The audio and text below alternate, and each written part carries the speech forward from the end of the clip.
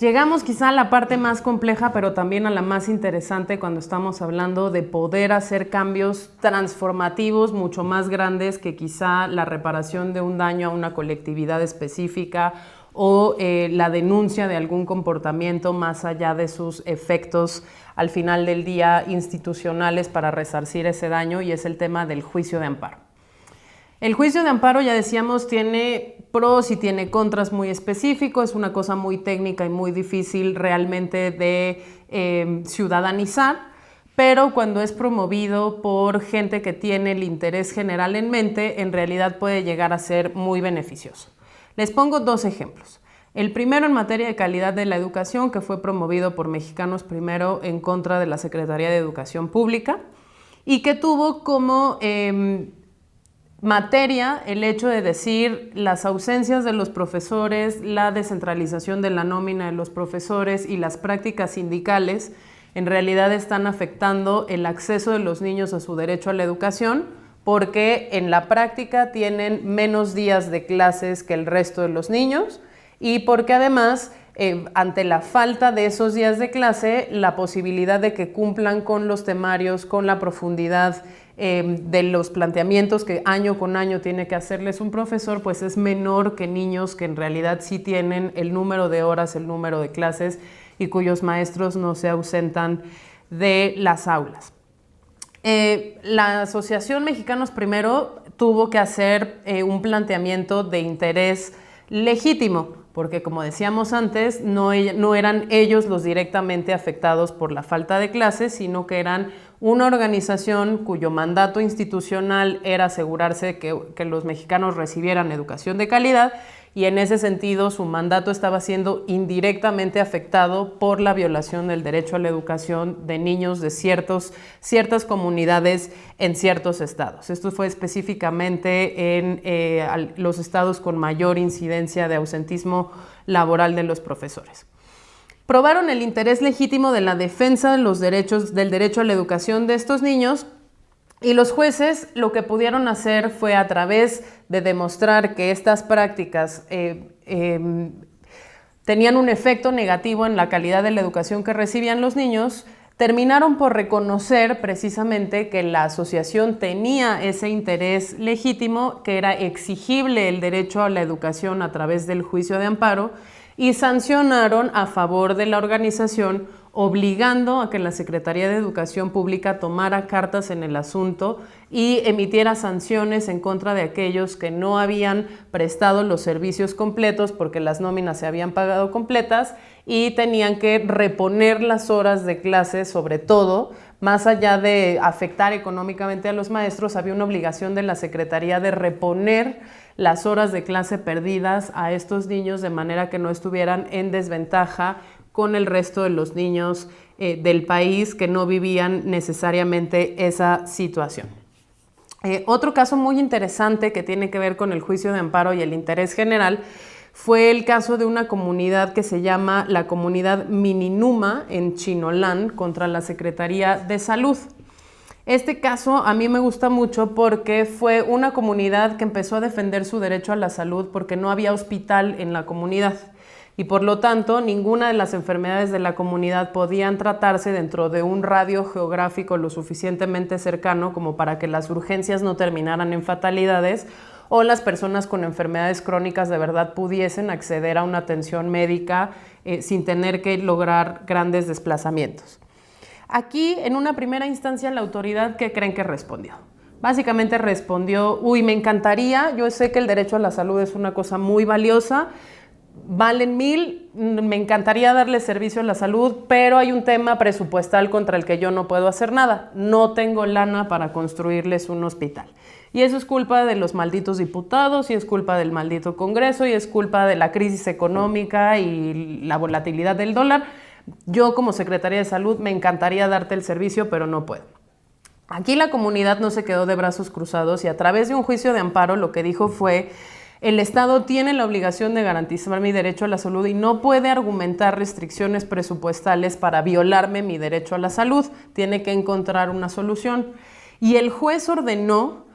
que se lograra la construcción de un hospital y logró establecer el primer precedente en el cual el Estado no podía utilizar las restricciones presupuestales como razón suficiente para negar el ejercicio, la promoción, la protección de un derecho, menos de un derecho tan fundamental como el derecho a la salud, y encima ordenó un plazo. La construcción del hospital no podía superar el plazo de un año, porque además sabemos que nuestras autoridades son especialistas en decir, bueno, ya el juez ya me lo ordenó, pero lo voy a posponer sistemáticamente hasta que cambie el sexenio, cambie el nuevo gobierno y entonces ya no será mi bronca, será del que viene. El juez en este caso ordenó que el plazo no superara un año. Y quizás el caso más interesante para mí, porque participé directamente de él, es el caso de SMART o la Sociedad Mexicana de Autoconsumo Responsable y Tolerante contra COFEPRIS, la Comisión Federal de Protección a los Riesgos Sanitarios, que tenía como objeto el reconocer que el consumo personal adulto de cannabis estaba contenido en el derecho al libre desarrollo a la personalidad, reconocido también ya por la Suprema Corte dentro del bloque de derechos fundamentales de nuestra Constitución. Básicamente el caso consistió en decir, yo como individuo adulto en pleno uso de mis facultades mentales, sé que tengo el derecho a disponer de mi propia salud. Sé que yo puedo practicar deportes de riesgo, sé que yo puedo consumir sustancias psicoactivas, sé que yo puedo comer todos los productos azucarados o las bebidas azucaradas que yo quiera, y si yo no le hago daño a un tercero, no tiene por qué haber una prohibición activa desde el Estado que me impida a mí ejercer ese derecho que tengo sobre mi cuerpo, sobre mi mente y sobre mi derecho a la salud. Y además hay una identificación cultural que siento yo en el hecho de consumir cannabis que debe estar protegida por el derecho al libre desarrollo de la personalidad. Yo tengo derecho a decidir cómo expreso mi individualidad, y si esa expresión de la individualidad no le hace daño a nadie, no tendrías por qué prohibirme mi derecho a consumir.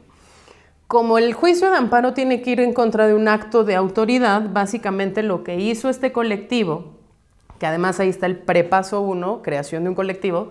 fue demandar una autorización a la Comisión Federal de Prevención de Riesgos Sanitarios de permíteme, por favor, cultivar mi propio cannabis y consumir mi propio cannabis sin venderlo, sin sustraerlo del mercado negro y sin hacerle daño a una persona. Lo voy a hacer yo en mi esfera privada y solo para mí. La comisión dijo, por supuesto que no, hay una prohibición absoluta en la Ley General de Salud y yo no te voy a dar un permiso para que te hagas daño porque la ley dice que no puedo, y entonces emitió una negativa del permiso a cultivar y consumir cannabis. Sobre esa negativa se inició un juicio de amparo que lo que argumentaba era, por términos científicos, el cannabis es una sustancia que no tiene riesgos mayores que el tabaco o el alcohol. Por lo tanto, si el tabaco y el alcohol tienen una regulación legal, no tiene razón de ser la prohibición legal y administrativa del cannabis para que yo no pueda ejercer una actividad similar. Segundo,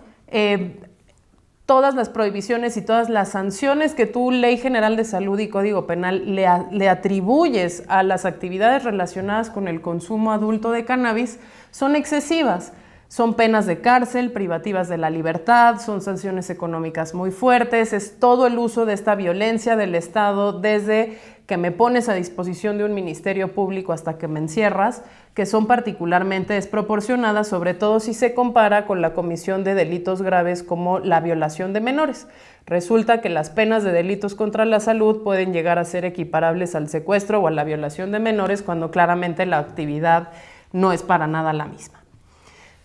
Long story short, después de muchos meses de litigio, resulta que la Suprema Corte de Justicia falla a favor del colectivo SMART y reconoce que efectivamente el consumo adulto y consciente de cannabis sin la restricción de derechos de otros, sin ejercerle daño a terceros, era inconstitucional, es decir, no podías prohibirlo por todas las razones que acabamos de dar, y se le otorgó el permiso a 4 personas para que lo pudieran consumir. Esto sucedió en el 2015.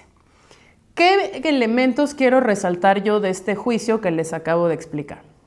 El primero es que, como habíamos dicho, el juicio de amparo es una cosa sumamente técnica, entonces llegar a acreditar un interés legítimo, llegar a acreditar toda esta evidencia de por qué el cannabis versus otras sustancias es menor o mayor o de mayor peligrosidad, es en sí mismo ya una actividad que toma bastante tiempo, energía y recursos.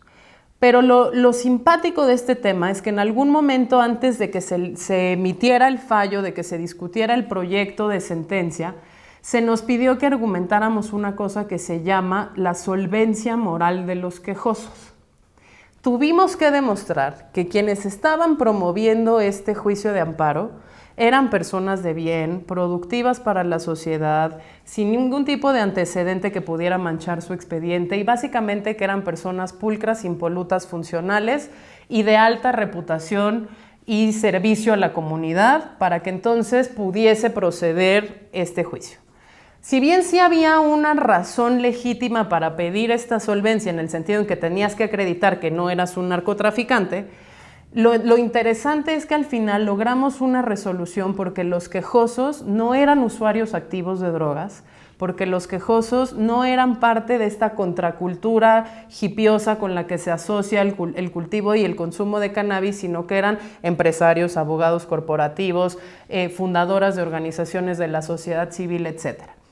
Esa, por ejemplo, extra requisito, que no es en realidad un requisito del juicio de amparo, es una demostración muy fehaciente de cómo funcionan nuestras instituciones a la hora de impartir justicia. No hubiese sido lo mismo, estoy segura, si ese primer juicio de amparo hubiese sido promovido por alguna comunidad hippie de los 60s,